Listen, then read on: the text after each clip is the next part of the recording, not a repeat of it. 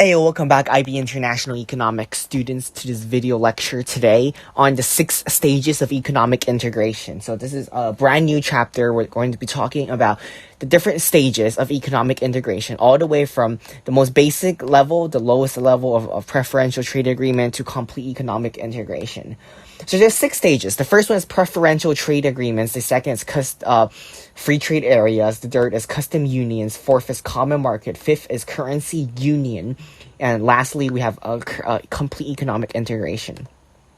So let's go over each of these stages, go over some definitions and a few of the examples. So what are preferential trade agreements? Okay, so preferential trade agreements are when countries agree with each other. It could either be bilateral or multilateral to decrease tariffs on certain goods and certain services. Now, this is a very low level of economic integration. We could see this between, for example, we have Pakistan, India, and Bangladesh having preferential trade agreements with each other, where they come together and agree on decreasing some, but not all, okay, some tariffs and import taxes and trade restrictions and protectionist policies on certain goods and services. Not all goods and services, but only certain goods and services. Now, these preferential trade agreements, once again, only relates to each other countries and does not relate to other countries not involved in this deal. Free trade areas, on the other hand, a cool example is NAFTA, the North American Free Trade Agreement, which reduces or eliminates all tariffs within the free trade area. So, for example, the NAFTA, North America Free Trade Agreement between USA, the United States of America, Canada, and Mexico, where there's a free trade of goods and services. So, Mexican products may enter the American market without any tariffs and without any significant import taxes or import quotas.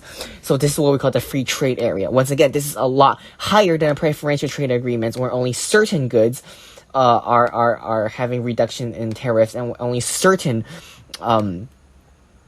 goods and products will be exempt to tariffs. Well, the free trade area is a lot more, usually eliminating all trade tariffs. Now, custom unions is a little bit higher from this.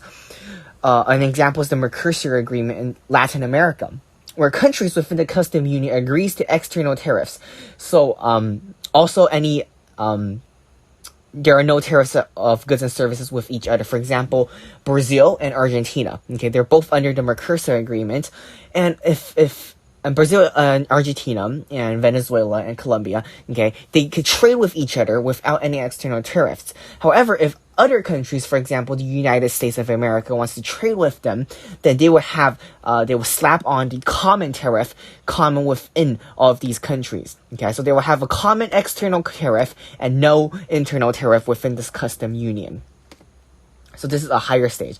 Now, the 4th stage of economic integration is where we have the common market. Now, what is the common market? Is when the labor and investment can freely flow within the countries. So a prime example is the European common market, okay, where, for example, a worker in Spain could go work in France without any regulations and without any hindrances. They could just pack their bags and decide to move to France one day and set up shop there and be like, I'm not working here. I'm a laborer here. And so the common market is where workers, which is labor, as well as capital or investment may flow freely. So a German investor may go to Greece and build up factories without significant hindrance or regulations because of the free flow, okay, of capital in the common market.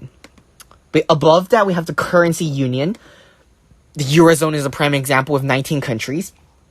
Once again, not only do we have a free flow of workers and capital, we also have the free flow of currency, and that currency is now common. Now, this is when the government gives up executive control of the macroeconomics objectives, and they give up their abilities to influence interest rates and influence a lot of the fiscal and monetary policies and fiscal and monetary tools. By using currency unions, once again, these economies are even more integrated with each other and more connected by having the same currency. Last but not least, the stage of economic integration is complete economic integration. Perhaps the best example is the United States of America, where each 50 states gets to set their own economic or economic policies and fiscal policies. However, these states are completely integrated with each other in America.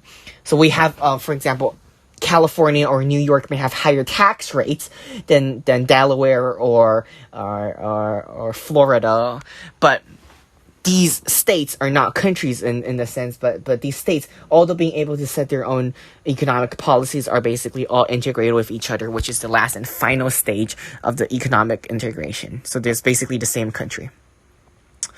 So these are the 6 stages of economic integration.